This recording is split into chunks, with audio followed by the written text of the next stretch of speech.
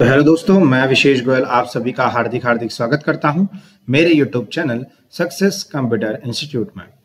तो आज इस वीडियो में अपन बात करेंगे how to analyse balance sheet in Tally Prime, कि आप टैली प्राइम के अंदर बैलेंस शीट को किस तरीके से एनालाइज कर सकते हो, किस तरीके से आप उसको समझ सकते हो। तो इस चीज को समझने से पहले अपने को ये चीज का नॉलेज होना बहुत ज्यादा इंपॉर्टेंट है कि what is the meaning of balance sheet. तो उसको समझने से पहले अपन इसको समझते हैं। देखिए होता क्या है, जब भी आप एक बिजनेस में, एक व्यापार में जब आप ऑफिशियल तरीके से अकाउंटिंग करते हो तो आपको कुछ अकाउंट्स यानी कि स्टेटमेंट आपको तैयार करने पड़ते हैं, जिसके थ्रू आप आपके व्यापार की सिचुएशंस जान सकते हो कि आपका व्यापार कितना प्रॉफिट में है और आपका व्यापार कितना लॉस में है। तो होता क्या है, सबसे पहले बनाई जाती है जनरल एंट्री, फिर उसके बाद बनाया जाता है एक अकाउंट लेजर, लेजर के बाद बनाया जाता है अपना ट्रायल बैलेंस, फिर बनता है ट्रेडिंग अकाउंट, फिर उसके बाद बनता है प्रॉफिट एंड लॉस अकाउंट, फिर लास्ट में अपनी क्रिएट होती है बैलेंस शीट। और ये जो बैलेंस शीट होती है ये सबसे इंपॉर्टेंट अकाउंट कहलाता है एक बिजनेस का, क्योंकि यही एक स्टेटमेंट है जो कि आपके बिजनेस की सारी सिचुएशन आपके सामने ये रख देता है। तो अब अपन इसकी डेफिनेशन की बात करें तो यहां पे लिखा हुआ है the balance sheet is a financial statement that provide a summary of a company. मतलब बैलेंस शीट जो है कि ये फाइनेंशियल स्टेटमेंट है जो कि प्रोवाइड करता है समरी। किसकी समरी प्रोवाइड करता है? एक कंपनी की यानी कि एक बिजनेस की। कौन सी समरी प्रोवाइड करता है? असेट्स की। असेट्स यानी कि संपत्ति, यानी कि ऐसी थिंग्स जो कि आपके व्यापार को चलाने में काम आ रही हैं, वो आपकी असेट्स कहलाती हैं। ठीक है। फिर उसके बाद आता है लायबिलिटीज। लायबिलिटीज यानी कर्ज, जो भी व्यापारी को यानी जो व्यापार है उसको कितना रुपया मार्केट में देना है, कितना पैसा उसको मार्केट में देना है, ये कहलाता है आपकी लायबिलिटीज यानी कि एक प्रकार का कर्ज। फिर उसके बाद आता है ओनर्स इक्विटी, यानी कि जो ओनर है उसकी हिस्सेदारी व्यापार में कितनी है at a specific point in time, यानी कि जिस टाइम भी आप बैलेंस शीट को देख रहे हो उस टाइम पे आपके पास कितनी एसेट्स हैं, कितनी लायबिलिटीज हैं और कितनी व्यापार की हिस्सेदारी है, व्यापारी की कितनी हिस्सेदारी है। तो ये आपको बैलेंस शीट जो है वो शो करती है। फिर it reflects the financial health of the business, यानी कि एक फाइनेंशियल हेल्थ बताता है बिजनेस की। कि हेल्थ यानी क्या? हेल्थ यानी कि बिजनेस की स्थिति, भाई बिजनेस की सिचुएशन वो आपको शो करता है। कौन शो करता है? बैलेंस शीट आपको शो करता है। फिर लिखा हुआ है and the follows the formula. इसका एक फॉर्मूला भी होता है बैलेंस शीट का कि assets equal to liabilities plus owner's equity, यानी कि जो असेट्स होती हैं, व्यापार की जो संपत्ति होती है वो हमेशा इक्वल टू होनी चाहिए लायबिलिटीज प्लस ओनर्स इक्विटी के, यानी कि कर्ज और व्यापारी की हिस्सेदारी वो दोनों का सम और असेट्स दोनों इक्वल होना चाहिए, दोनों बैलेंस होना चाहिए। ठीक है। फिर लिखा हुआ है the balance sheet is always seen at the end of the financial year. अपना फाइनेंशियल ईयर कब से स्टार्ट होता है? 1 अप्रैल से, जो कि 31 मार्च को खत्म होता है। तो जनरली जो बैलेंस शीट शो की जाती है, जो बैलेंस शीट सीन की जाती है, वो हमेशा की जाती है end of the financial year, यानी कि फाइनेंशियल ईयर के आखिरी में इसको देखा जाता है। फिर लिखा हुआ है this account is very important for the business because this account tell the situation of your business, यानी कि ये जो अकाउंट है ये सबसे ज्यादा महत्वपूर्ण है एक बिजनेस के लिए, क्योंकि ये जो अकाउंट है वो बताता है सिचुएशन। किसकी सिचुएशन बताता है? आपके व्यापार की। ये बात अपन पहले भी कर चुके हैं। क्या सिचुएशन बताता है? How much assets you have, यानी कि आपके पास असेट्स कितनी है, एंड हाउ मच डेब्ट यू हैव, कि डेब्ट यानी कि कर्ज, यानी कि आपके पास कर्ज कितना है। आई होप आपको इसका मीनिंग समझ में आ गया होगा। अब अपन डायरेक्टली प्रैक्टिकल बात करते हैं। अब अपन चले जाते हैं अपने टैली के अंदर। अब यहां पे आ चुके हैं अपन टैली में। सबसे पहले अपन ये देखेंगे कि आप बैलेंस शीट को किस तरीके से ओपन करते हो। तो यहां पे लिखा हुआ है गेटवे ऑफ टैली, जिसमें आपको नीचे एक ऑप्शन आ रहा है रिपोर्ट्स का, उसमें ही आपको फर्स्ट ऑप्शन आ रहा है बैलेंस शीट। तो यहां पे आप जैसे एंटर करोगे तो आपकी बैलेंस शीट ओपन हो जाएगी। दूसरा बैलेंस शीट खोलने का एक और तरीका है कि आप डायरेक्टली बी प्रेस कर दोगे तो ऑटोमेटिकली आपकी बैलेंस शीट जो है वो ओपन हो जाएगी। यहाँ पे अभी अपन एंटर कर देते हैं। तो यहाँ पे मेरे पास ये बैलेंस शीट रेडी है। मैं पहले से कुछ ट्रांजेक्शन मैंने कर चुके हैं जिसके थ्रू यहाँ पे मैंने एक बैलेंस शीट को रेडी किया हुआ है। तो सबसे पहले यहाँ पे आप देखोगे कि आपको बैलेंस शीट में दो साइड्स नजर आ रहे हैं, एक आ रहा है लायबिलिटीज और एक आ रहा है असेट साइड। यानी कि हमेशा बैलेंस शीट आपको दो साइड्स बताता है, एक लायबिलिटी साइड और एक असेट साइड। अब आप यहाँ पे देखेंगे, इसको समझने से पहले आप एक चीज समझे कि लायबिलिटीज का जो सबसे नीचे टोटल आ रहा है कितना आ रहा है, 6,05,287 रुपीज। और अगर आप यहाँ पे असेट्स का अगर आप नीचे टोटल देखते हैं तो कितना आ रहा है, सेम आ रहा है 6,05,287 रुपीज। यानी कि अभी अपन ने पहले बात करी थी कि हमेशा लायबिलिटीज और असेट्स वो दोनों बैलेंस होना चाहिए, मतलब ये अमाउंट आपकी दोनों सेम होना चाहिए। अगर ये अमाउंट आपकी सेम नहीं हो रही है, इनमें कुछ डिफरेंस आ रहा है, यानी कि आप ये चीज समझो कि आपने जो ट्रांजैक्शन रिकॉर्ड करे हैं, जो आपने वाउचर एंट्रीज कर रखी हैं, उसमें कहीं ना कहीं गलती है, क्योंकि ये दोनों हमेशा सेम आना चाहिए। ठीक है, अब अपन बात करते हैं सबसे पहले लायबिलिटी साइड के बारे में। तो लायबिलिटी साइड में सबसे पहले यहाँ पे एक ऑप्शन आता है कैपिटल अकाउंट। हाँ, कैपिटल अकाउंट यानी कि जो व्यापारी अपने व्यापार में पैसा लगाता है उसको क्या बोलते हैं, कैपिटल बोलते हैं। तो जैसे ही आप इसके अंदर जाते हो तो यहाँ पे आपको कैपिटल अकाउंट में दो ऑप्शन शो कर रहा है। पहला तो वही अपना कैपिटल अकाउंट कर रहा है, कितना कर रहा है, 3,55,000। फिर देन आपको ड्रॉइंग अकाउंट शो कर रहा है 550 रुपीज। यानी कि आप जब यहाँ पे आप कैपिटल अकाउंट पे एंटर करोगे, फिर आप एंटर करोगे तो यहाँ पे आपको 3 एंट्रीज वो शो कर रहा है कि यहाँ पे इतना इतना रुपया इसमें इन्वेस्ट किया गया है। सबसे पहले 25,000 की गए, फिर 5,000 की गए और फिर इतने रुपए की गए। फिर उसके बाद बैक आ जाते हैं, फिर आ जाता है ड्राइंग्स अकाउंट। अब ड्राइंग अकाउंट का मतलब क्या होता है कि जब भी प्रोप्राइटर यानी कि व्यापारी अपने व्यापार में से पर्सनल यूज यानी कि निजी काम के लिए अगर पैसा विड्रॉ करता है यानी कि पैसा निकाल लेता है तो उसको बोला जाता है ड्राइंग्स अकाउंट। यानी कि प्रोप्राइटर अपने बिजनेस में से अपने पर्सनल यूज के लिए अगर पैसा निकाल लेता है तो उसको ड्राइंग्स बोला जाता है।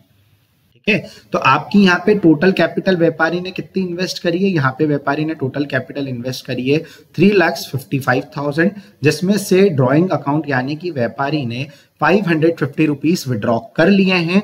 तो यहाँ पे अगर अपन देखेंगे तो अभी टोटल कैपिटल करंटली कितनी बता रहा है, 3,54,450 रुपीज। ठीक है, फिर उसके बाद आता है सेकेंड ऑप्शन लायबिलिटीज यानी लोन्स एंड लायबिलिटीज, सॉरी। तो लोन्स एंड लायबिलिटीज यानी कि अगर कोई लोन लेके रखा हुआ है तो वो अमाउंट आपको यहाँ पे वो शो करेगा। अभी ये मैंने ऐसी कोई एंट्री यहाँ पे नहीं कर रखी है। फिर उसके बाद आता है करंट लायबिलिटीज यानी कि आपकी अभी करंटली लायबिलिटीज कितनी है। तो जैसे ही आप इसके अंदर एंटर करोगे तो आपको यहाँ पे दो लायबिलिटीज वो शो कर रहा है। पहला कर रहा है duties and taxes and second कर रहा है करंट असेट्स। अब ड्यूटीज पहला कर रहा है duties and taxes and second कर रहा है सन्ड्राई क्रेडिटर्स। तो जैसे ही आप यहाँ पे ड्यूटीज एंड टैक्सेस पे एंटर करोगे तो यहाँ पे वो आपको शो कर रहा है CGST एंड SGST। बट यहाँ पे आप एक चीज नोटिस करो, इन दोनों की जो अमाउंट आ रही है वो आ रही है डेबिट में। तो ये अमाउंट आपको पे नहीं करना है। यानी कि अगर लायबिलिटीज में कुछ अमाउंट डेबिट में आ रही है तो ये अमाउंट आपको पे नहीं करना है। ठीक है, तो यहाँ पे अभी ड्यूटीज एंड टैक्सेस की जो अमाउंट है ये डेबिट में आ रही है, ये अभी आपको पे नहीं करना है। फिर लिखा हुआ यहाँ पे सन्ड्राई क्रेडिटर्स। सन्ड्राई क्रेडिटर्स का मतलब क्या होता है कि अभी आपको इन लोगों को पैसा देना है। आपने इन लोगों से माल कुछ परचेज किया था और आपको अभी इन लोगों को पैसा देना है।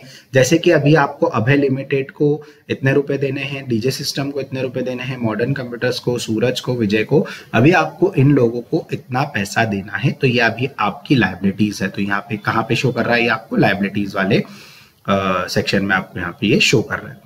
फिर इसके बाद आता है प्रॉफिट एंड लॉस अकाउंट। इसके बारे में एक नेक्स्ट वीडियो में बनाऊंगा जिसमें आपको प्रॉफिट एंड लॉस अकाउंट का मैं पूरा आपको मैं क्लियर करूंगा। तो अभी इसलिए मैं इस चीज को भी यहाँ पे नहीं समझा रहा हूँ। लायबिलिटीज के अपने सारे यहाँ पे ऑप्शंस कवर हो चुके हैं। अब अपन बात करेंगे असेट साइड में। तो असेट साइड में यहाँ पे आपको वो दो ऑप्शन दे रहा है, fixed assets and current assets. देखो होता क्या है, जो अपनी असेट्स होती हैं, जो व्यापार की संपत्ति होती हैं, वो जनरली दो प्रकार की होती है। एक होती है फिक्स्ड असेट्स।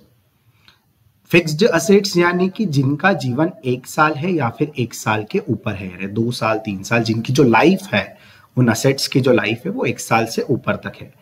और करंट असेट्स जिनकी लाइफ सिर्फ 1 साल है या फिर 1 साल से कम है, जैसे कि 2 महीने, 3 महीने, 4 महीने, 6 महीने, 11 महीने, वो असेट्स कहलाती हैं करंट असेट्स। तो यहां पे सबसे पहले आपको फिक्स्ड असेट शो कर रहा है। जैसे ही आप यहाँ पे एंटर करोगे तो सबसे पहले आपको यहाँ पे बता रहा है कि आपका जो फर्नीचर अकाउंट है, ठीक है, वो 1000 रुपए का, यानी कि आपने फर्नीचर 1000 रुपए का परचेज किया हुआ है। देन मशीनरी आपने परचेज करी है 75,000 रुपए की। तो टोटल वो यहाँ पे आपको शो कर रहा है, आपकी ये जो है फिक्स्ड असेट्स है। फिर उसके बाद आता है करंट असेट्स। अब जैसे अपन इसके अंदर चले आते हैं, तो करंट असेट्स में यहाँ पे आपको वो 4 ऑप्शन शो कर रहा है। पहला कर रहा है क्लोजिंग स्टॉक, सेकंड कर रहा है सनड्राई डेटर्स, थर्ड कर रहा है cash in hand and fourth कर रहा है बैंक अकाउंट। क्लोजिंग स्टॉक का मतलब क्या होता है, देखिए समझिए। जैसे कि आपने 100 मॉनिटर परचेज किए, अब उसमें से आपने 60 मॉनिटर सेल आउट कर दिए, तो आपके पास कितने मॉनिटर बचे? 40 मॉनिटर्स। तो जो 40 मॉनिटर्स हैं वो आपके कहलाएंगे क्लोजिंग स्टॉक, यानी कि आपके पास जो स्टॉक बचता है वो आपका कहलाता है क्लोजिंग स्टॉक। और ये भी आपकी असेट्स कहलाती हैं। कौन सी असेट्स कहलाती हैं? ये आपकी करंट असेट्स कहलाती हैं। तो जैसे ही आप इसके अंदर एंटर करेंगे, देन फिर आप एंटर करेंगे, तो यहाँ पे आपको बता देगा कि आपके पास कितना कितना स्टॉक क्या क्या बचा हुआ है। क्या आपके पास हार्ड डिस्क 14 बची हैं, आपके पास कीबोर्ड 9 बचे हैं, आपके पास मॉनिटर 12 बचे हैं, मदरबोर्ड आपके पास 5 बची हैं, माउस आपके पास 18 बचे हैं।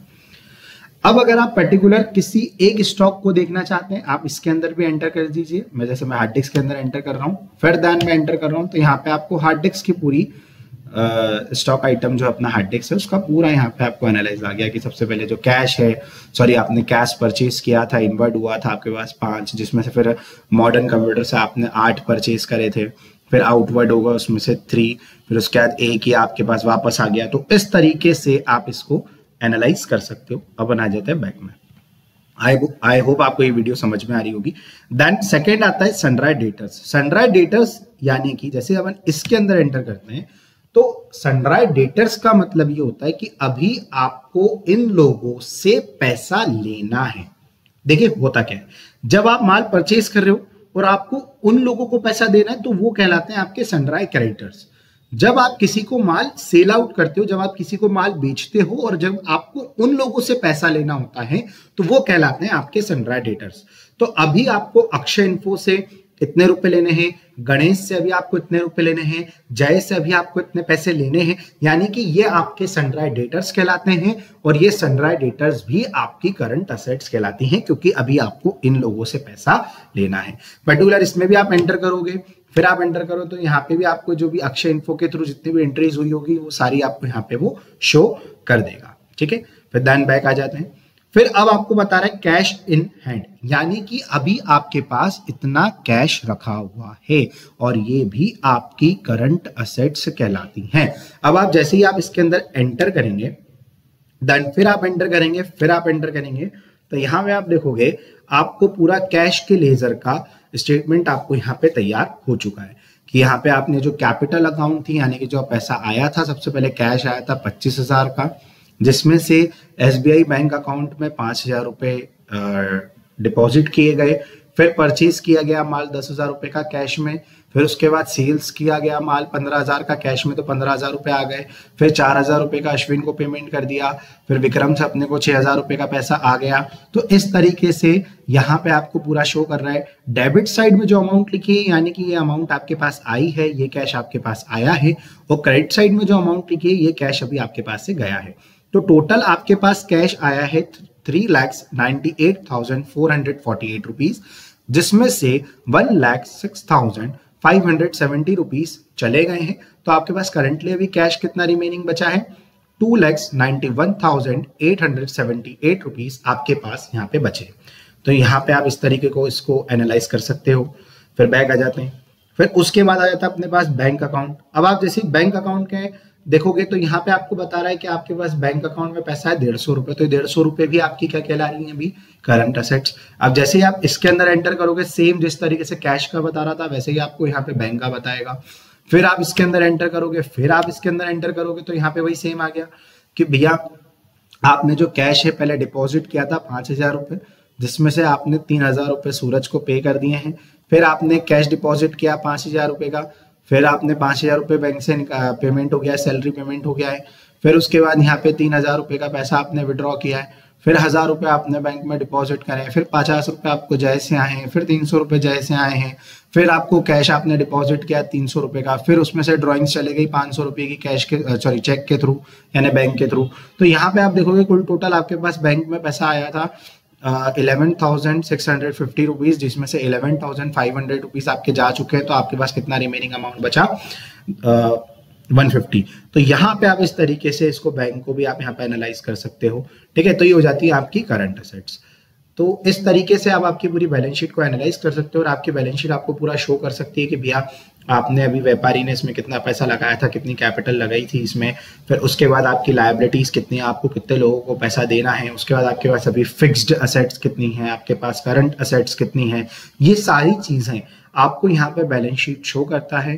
तो इसको एनालाइज करके जब आप इसको समझते हो तो आपके व्यापार के आपको सिचुएशन ऑटोमेटिकली समझ में आ जाती है कि कितने लोगों को आपको पैसा देना है या कितने लोगों को आपको पैसा लेना है। आई होप आपको ये वीडियो अच्छी लगी हो। अगर आपको ये वीडियो अच्छी लगी हो तो प्लीज इस वीडियो को लाइक करें और मेरे यूट्यूब चैनल को आप सब्सक्राइब करें और अपने फ्रेंड सर्कल्स में इस वीडियो को शेयर करें। तो थैंक यू सो मच।